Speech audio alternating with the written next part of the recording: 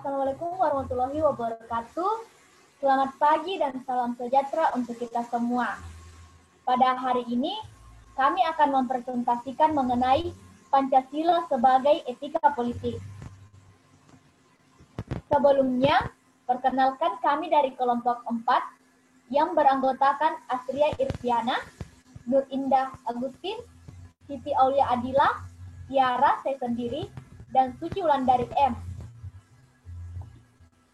Langsung saja kita masuk ke dalam materi pertama yang akan dibawakan oleh Astria. Kepada Astria saya persilakan. Baik, terima kasih kepada moderator. Konsep Pancasila sebagai etika politik. Etika berkaitan dengan norma moral, yaitu norma untuk mengatur benar salahnya tindakan manusia sebagai manusia. Dengan demikian, etika politik mempertanyakan tanggung jawab dan kewajiban manusia sebagai manusia, dan bukan hanya sebagai warga negara terhadap negara, hukum yang berlaku, dan lain sebagainya. Fungsi etika politik. Fungsi etika politik dalam masyarakat terbatas pada penyediaan alat-alat teoritis untuk mempertanyakan serta menjelaskan legitimasi politik secara bertanggung jawab. Jadi, tidak berdasarkan emosi, prasangka, dan a priori, melainkan secara rasional, objektif, dan argumentatif. Etika politik tidak langsung mencampuri politik praktis. Tugas etika politik membantu agar pembahasan masalah-masalah ideologis dapat dijalankan secara objektif. Etika kehidupan berbangsa merupakan rumusan yang bersumber dari ajaran agama, khususnya yang bersifat universal, dan nilai-nilai luhur budaya bangsa yang tercermin dalam Pancasila sebagai acuan dasar dalam berpikir, bersikap, dan bertingkah laku dalam kehidupan berbangsa. Di tengah kehidupan bangsa-bangsa yang semakin ketat, pembentukan etika kehidupan berbangsa menjadi sangat penting untuk mendorong terbentuknya etos kerja, kedisiplinan, dan kepatuhan hukum yang diperlukan bagi pertumbuhan ekonomi dan kemajuan bangsa. Sekian, terima kasih. Terima kasih atas pemaparan materi yang sudah dibawakan. Selanjutnya kita akan melihat realita Pancasila sebagai etika politik dalam kehidupan berbangsa, bermasyarakat, dan bernegara yang akan dibawakan oleh Suci Wulandari. Kepada Suci saya persilakan. Baik, terima kasih atas kesempatan yang diberikan oleh moderator. Nah, di sini saya akan memaparkan mengenai realita Pancasila sebagai etika politik dalam kehidupan bermasyarakat, berbangsa, dan bernegara. Nah, sebelumnya perlu kita ketahui bahwasanya Pancasila sebagai sistem etika merupakan moral guidance yang dapat diaktualisasikan ke dalam tindakan konkret. Nah, yang melibatkan berbagai aspek kehidupan. Nah, oleh karena itu, sila-sila Pancasila perlu diaktualisasikan lebih lanjut ke dalam putusan tindakan sehingga mampu mencerminkan pribadi yang saleh, utuh, dan berwawasan moral akademis. Nah, jika kita kaji lebih luas lagi, maka perlu diketahui bagaimana bentuk relasi yang ada terhadap realita pada era saat ini terkait dengan Pancasila dalam sistem etika. Nah, dari pengamatan kami terhadap realita yang tak terbantahkan yang ada saat ini, maka kita dapat memahami dengan sangat jelas mengapa nilai Pancasila itu sangat urgensi. Nah, Pancasila dianggap suatu hal yang urgensi sebagai sebuah etika karena terdapat beberapa hal yang marak terjadi di era saat ini hingga kita harus sangat mengantisipasi kejadian tersebut. Nah, khususnya pada etika politik. Nah, beberapa realita-realita yang ditemukan yang menjadi penyimpangan terhadap etika politik. Yang pertama ialah banyaknya kasus korupsi yang melanda negara Indonesia sehingga dapat melemahkan sendi-sendi kehidupan berbangsa dan bernegara.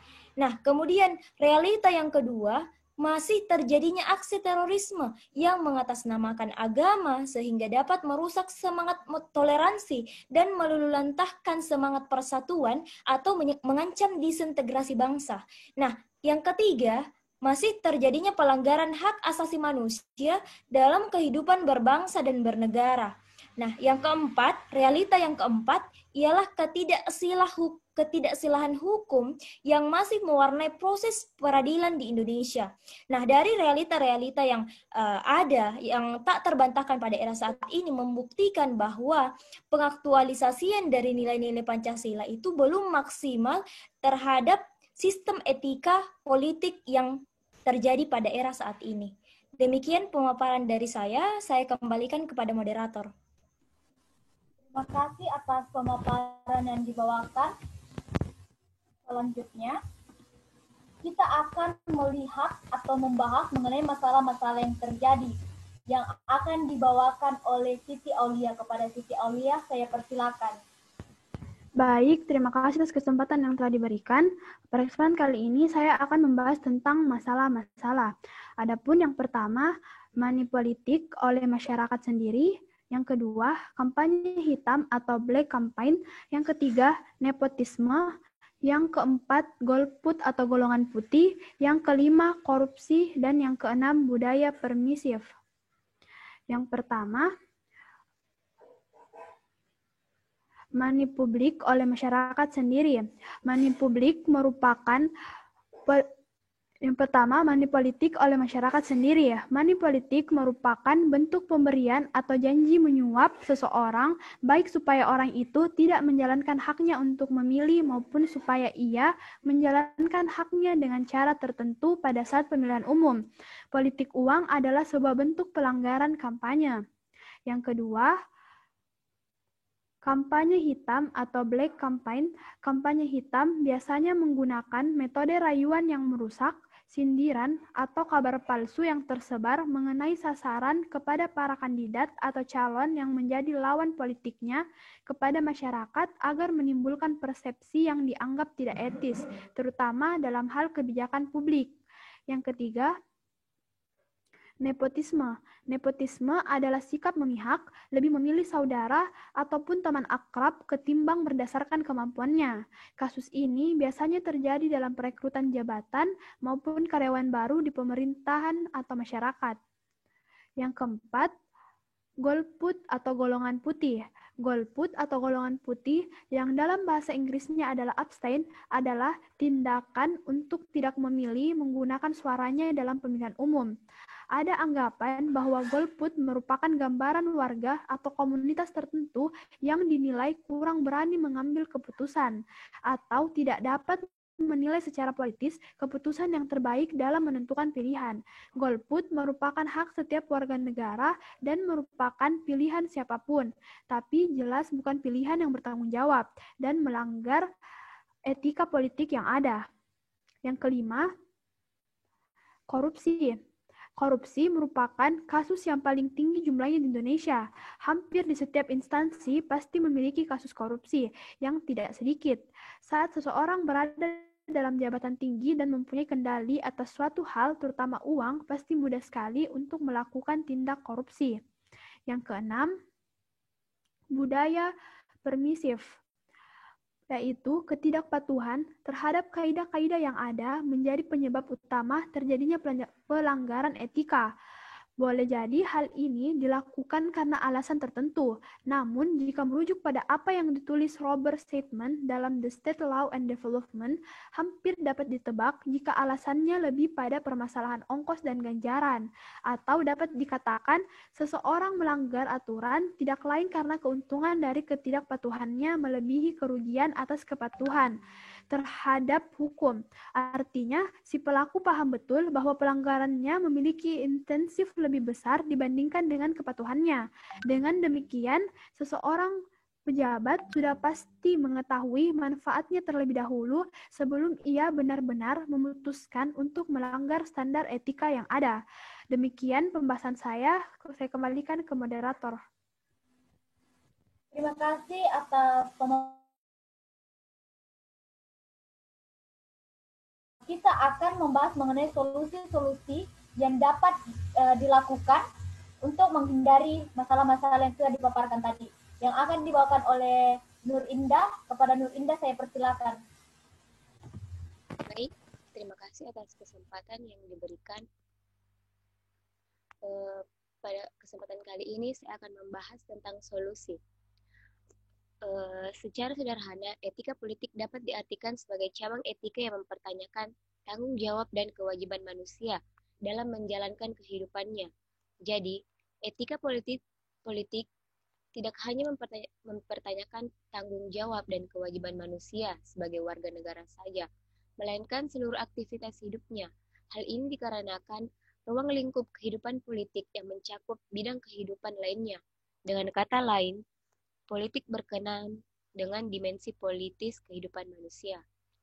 Adapun hubungan Pancasila dengan etika politik adalah Pancasila merupakan dasar atau ideologi negara dan kemudian menjadi way of life masyarakat Indonesia.